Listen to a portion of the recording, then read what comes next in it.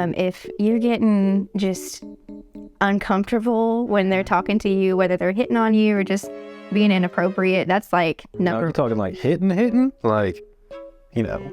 Like, hey, shout. Oh, okay. You're not talking about like abuse hitting. You're talking about No, yeah. shouting. What is up, everybody? Welcome to another video. And today I have a special guest, which happens to be my wife. We own Arrowhead Tattoo Company together, and I wanted to talk on a very specific subject because I see a lot of people going through it, and there's a lot of terrible stories involved with this. So everyone knows my backstory. I wanted to touch base on some simple things of being an apprentice in the tattoo industry as a woman, and obviously I can't give you that. So I have my wife here to be able to explain all of those things to you. So yeah, what is your name? Give me a brief backstory to them. Obviously, I know. So I'm Waylen, and I've been tattooing now for going on, I think it's like 6 years this year. Something like that. And I kind of just fell into it. I've always done like artistic things growing up as a young child. And so then whenever I wasn't in school, I would just come home and just do artistic things, you know, throughout the day. And then, of course, my parents always got tattooed. So I kind of would go up there with them and watch them get tattooed, which is probably not the ideal place for children. No, I was going to say that's a little different because obviously I did not have my family get tattoos at all. So yes, with that, like when did you figure out that you were going to become a tattoo artist? What was the deciding factor for you? I didn't. I got thrown into it. Like, I obviously went up there when I was 18. I got my first tattoo and pretty excited about that. And then I realized that, like, hey, this tattoo shop's looking a little like empty. There's no one here piercing. You know, there's only 2 tattoo artists. I was like, if you ever need some help, I would be more than glad to learn how to pierce. And then it was on from then. I started piercing, my apprenticeship doing that. And then as soon as that wrapped up, he was like, okay, well, you're good at that. You're pretty good at drawing. So I'm going to teach you how to tattoo. How old were you? I was 18 when I started my piercing apprenticeship and then 19 when I started my tattooing. Yeah, I'll say that a lot of these questions I probably have never asked throughout our relationship because these are different questions. So I'm learning quite a bit. Young. I was very young getting into it, but it's a good thing, but it's also a bad thing because you're very naive when you're that young. And it's also a good thing because now I'll be 26 here soon, and I have my own business, and I'm very established as a tattoo artist. So it's has its pros and cons. Yeah, it took me a really long time. I was older in life. Now I'm not, old by any means. I'm not like, that. But I, started when I was 18 as well, but I've been tattooing for 14 years. And, what was the difference going through your apprenticeship? Because, when I started, it was, old school mentality. Did you deal with any of those things as an apprentice, like the shaming and you're never going to be good and all that stuff? Like, tell me a bit about your apprenticeship. Yeah, it was a lot of that just because I feel like the age group of who we apprenticed under was probably the same. Yeah. And it's like the old heads, love the old heads, but it's like also, I want you to do this and do that, go above and beyond, which in turn, I feel like it's like you have to prove yourself constantly. It's not like your art speaks for itself. It's how much you can do for someone. And sometimes it just goes past the point of like, okay, or even in your boundaries just with an individual. Yeah, for sure. So yeah, it was difficult. Yeah, like the disrespect thing is kind of a touchy subject when it comes to tattooing because I feel like it's one of the only places in a workplace that you could get away with completely disrespecting a worker and sexually harassing them and just doing terrible things. And like, there's nothing you could do. You could quit. But like, I guess that's one of the things that I really wanted to talk about. It's like to the people out there that are wanting to get into an apprenticeship and, maybe they have gotten an apprenticeship to where it didn't work out. And what are some of the red flags that you would let some of the our viewers know to kind of watch out for if they are getting into something, and to know like this is probably not a good thing to go forward. It doesn't have to be things that you went through personally, just like things that you would recommend people to jump ship if they see. So red flags probably is going to be just how you feel when you're in, the tattoo shop that you may be wanting to apprentice in.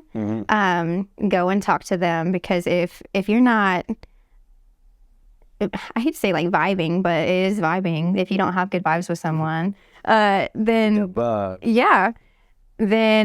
it may not be a good atmosphere for you. And for me personally, if you're getting just uncomfortable when they're talking to you, whether they're hitting on you or just being inappropriate, that's like No, you're talking like hitting, like, like, hey, shout. Oh, okay. You're not talking about like abuse hitting. You're talking about No, yeah, shouting. yeah. I'm like someone trying to obviously, Yeah, like pick you up, pick me up, get my number, whatever. Like, I'm not there for that. I'm there to learn a skill, and if you don't feel like that's in their nature to teach you, then red flag. I would say, to just add on to that, you don't, I'm sure it's happened somewhere, but as a man, as a kid, boy, whatever, you really don't have to worry about that getting into the tattoo industry, right? It's usually the females, the women, that get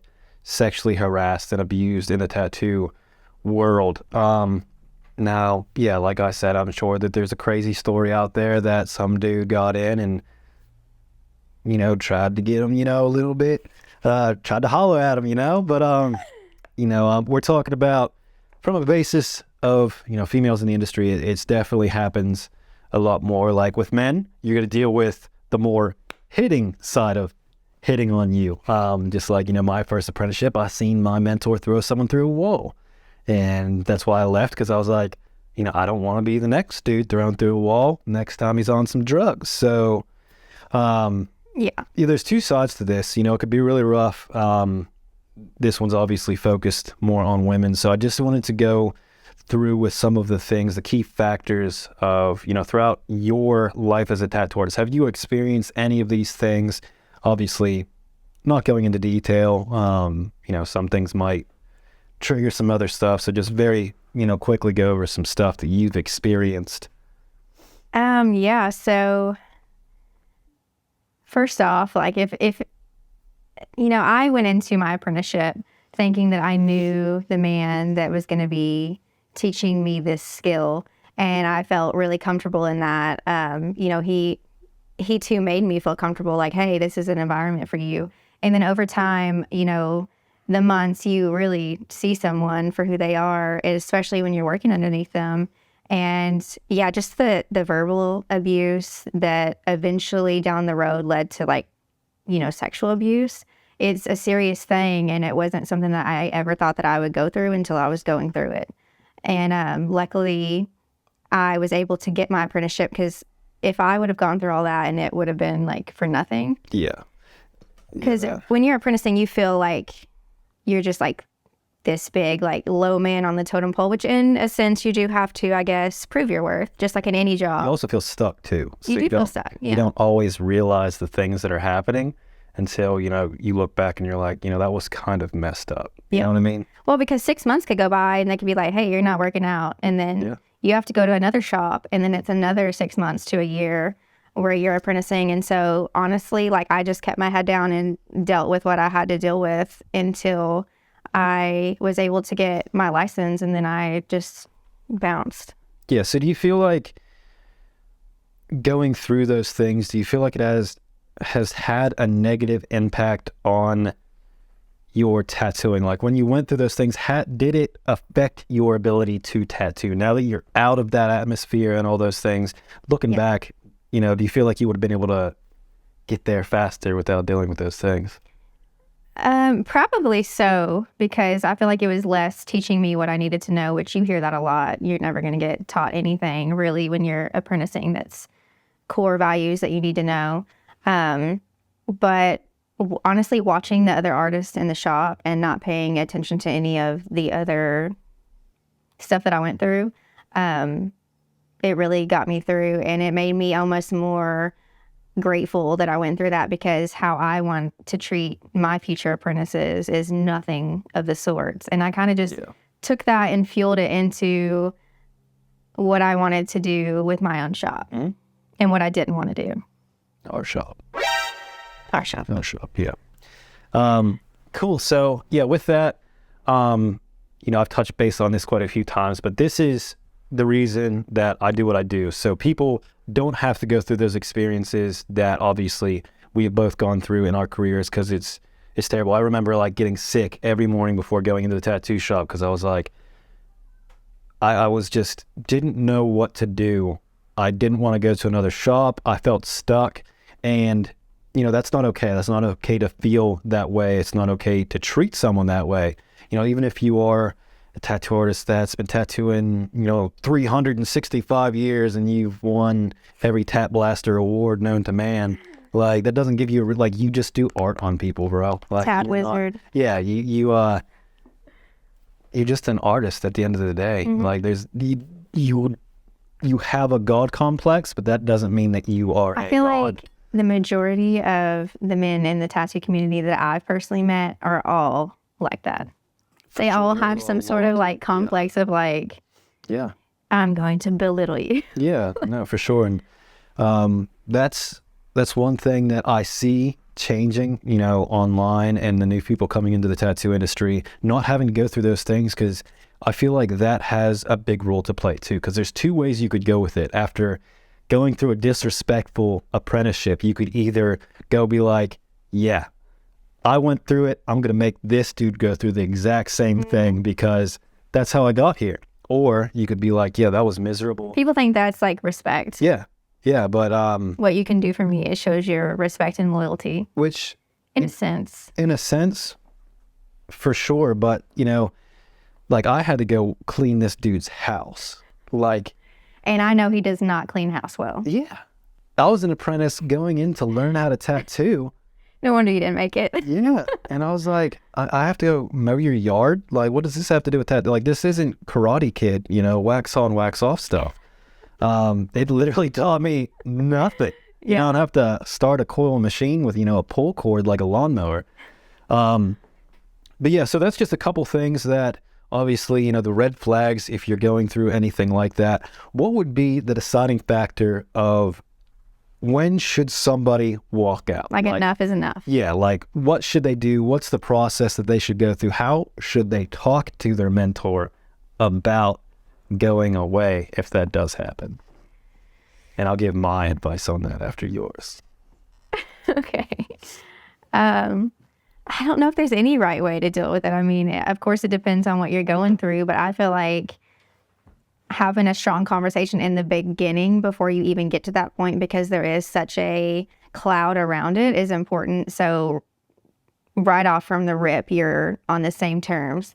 And then I think it's important also to reevaluate that throughout your apprenticeship, and to be able to sit down and have an adult conversation. And if it is going past the point to where you're not comfortable, or you feel like it's time to go, it's just, you got to sit down and have that conversation.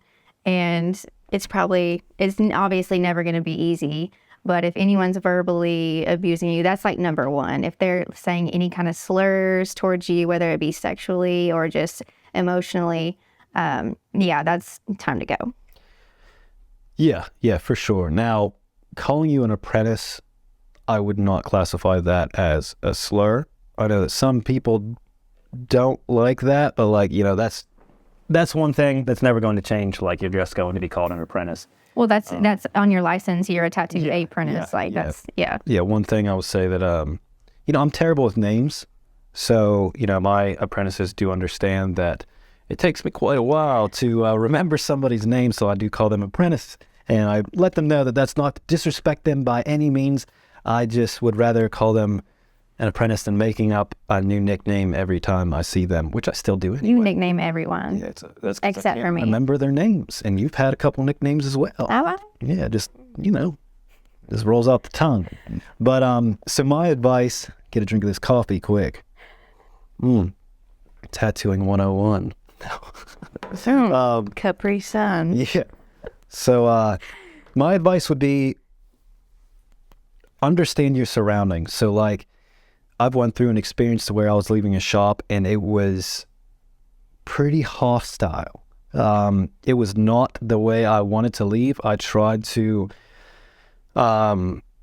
let them know exactly what my plans were and be a man and come, face to face with that. I didn't give a phone call or anything, and it kind of blew up and became a really stressful situation without going into too much detail with that. So my best advice, if you are feeling like uncomfortable to go to work, you're afraid for yourself or, having that conversation, don't have the conversation. Like, just get your stuff, walk out.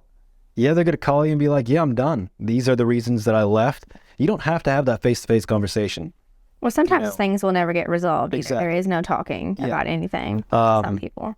And, don't feel like you can't find somewhere else. Because I went through my apprenticeship 3 times. The first time I was like, okay, I'll just find somewhere else. The second time I was like, you know what? Maybe this isn't for me. Maybe this just isn't supposed to work out. But there's a tattoo shop on every corner. Yeah, and they're popping up every day. You know, and there's ways to learn online. Tattooing101 now. I've taught so many people that gone on to open up their own tattoo studios and everything, and not have to deal with trying to just pull knowledge out of tattoo artists. Like everything is set up right there for you to see.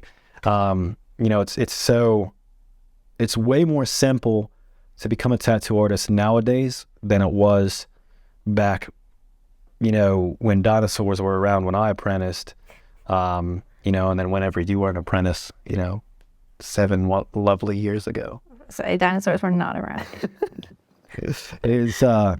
I felt like there was a couple dinosaurs. Yeah, when I was younger. I remember them. But yeah, so I think that kind of sums up everything, how to exit a tattoo studio that is, kind of an issue with you going into, some of the red flags that are super important. No one should be disrespected, especially in the tattoo community, because at the end of the day, we are all artists. We don't have anything to feel high and mighty for. Like, we all wake up the same, put on the same shoes. Maybe you don't. And we all deserve to be treated. Yes. Like decent. We're all human decency. beings. Yeah. And we need more of that in the world. So just understand these things. And if you are one of those people treating your apprentices like that, stop being, I got to choose my words, that way. Stop doing it. Yeah, just stop being like that, dude. Yeah. It's not cool. No, you're not cool. I mean, not all of you, but that one person that does. But yeah, I hope this was able to help you guys out and help you better understand if you are wanting to get into the tattoo industry and some of kind of like the things that you need to watch out for, because this is happening all the time. Like, it seems to me like if you wanted to be a tattoo artist back when I first started apprenticing, you were either in prison, couldn't do anything else, had tattoos and couldn't get a job. So what do? You become a tattoo artist. And like, kind of. Or you get one on your face and then there's like no turning back. You have to commit. Yeah, you don't have a choice. Like me, I don't have a choice. This is what I need to do. Yeah, I hope this was able to help you guys out. And as always, if you guys have any ideas or you like the podcast, make sure you leave a comment down below. So I know you guys are enjoying this content and I can't wait to do more. And I hope I get sponsored by a coffee company because, man, I love coffee. Capri Sun. Yeah. Wouldn't that be something? I don't drink that. Our kids could have all the Capri Suns. Yeah. But as always, thank you guys so much for watching and have a wonderful day.